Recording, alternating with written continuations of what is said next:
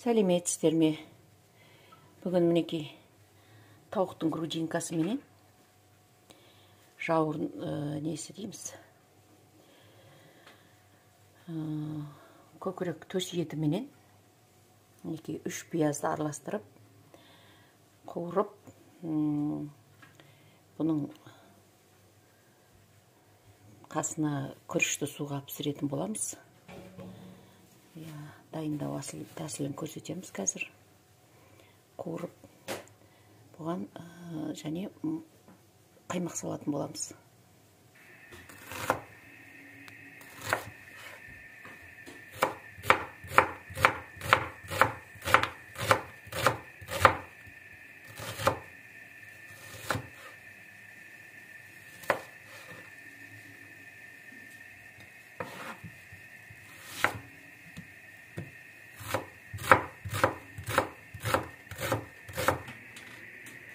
Табаға майда құйып аламыз.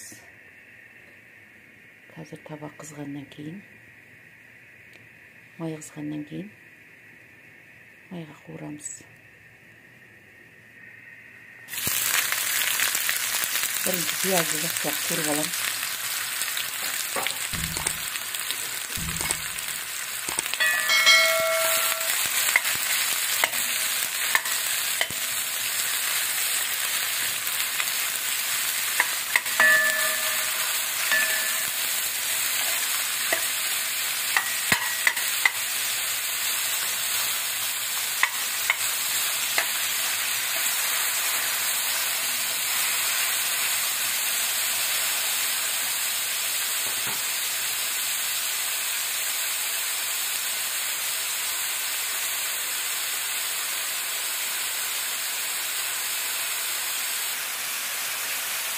Üstüne dökelim.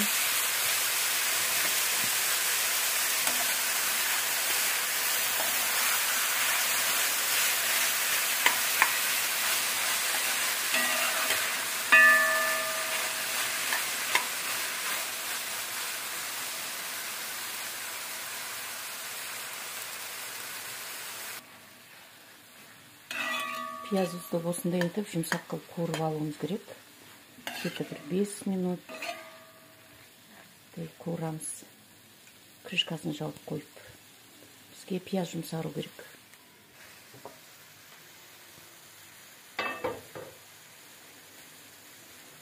Енді үстіне грудинканы саламыз.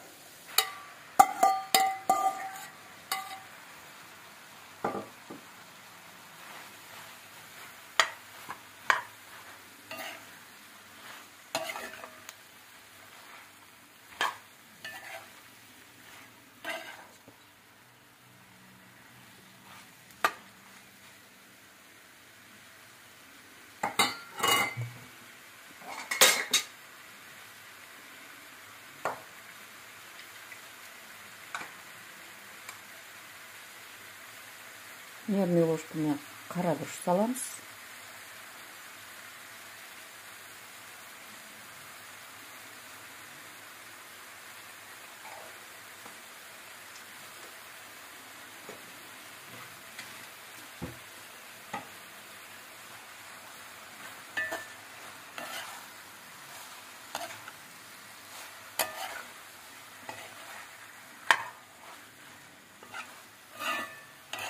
Жарты шай қасықпенен салсаңыздар болады қара бұрышты.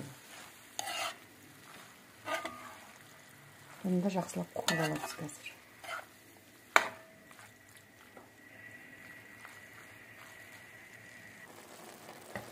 Мінекей, бір 10 минуттай қуырдық. Тұзын көріп өздеріңіз кішкене тұз саласыздар, тұзы кемдеу болса.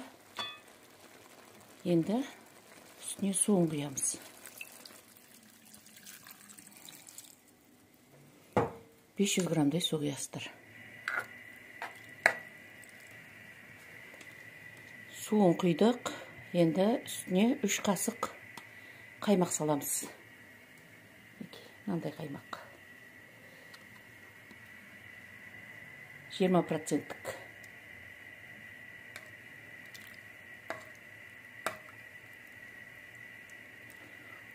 Қайнағаннан кейін қосылып қайнап жақсылап араласатын болады.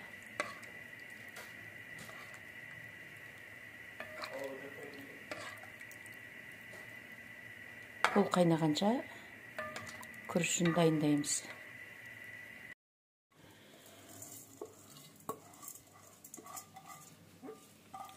Бірінші қазанға күрішімізді салып аламыз.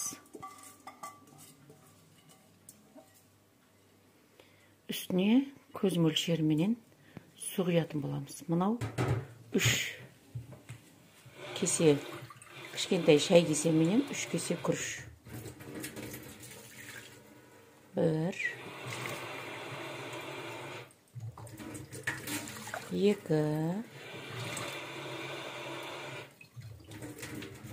3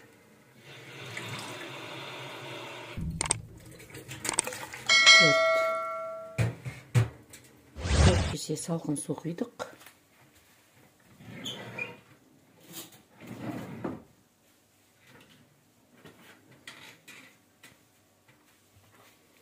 Үш қасық, столовый ложка менен 3 қасық сұйық май құямыз.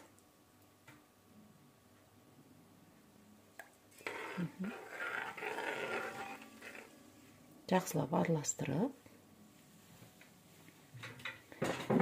астын жағамыз. Енді газдың астын кішкене тұз саламыз.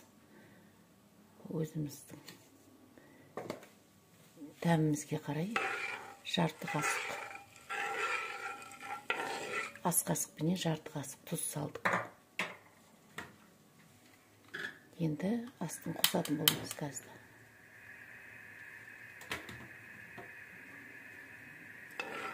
Қайнағанша қосып қоямыз қазір.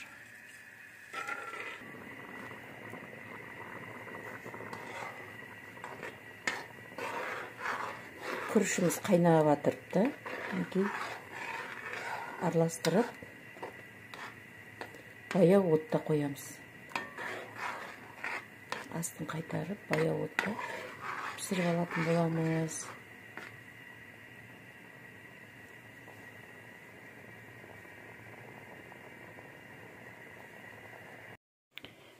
Неке күрішіміз пісті. Енді бұйыртса салып жейміз.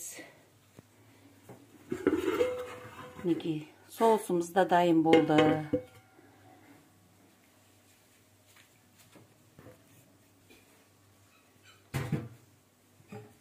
Қасына подлива саламыз енді.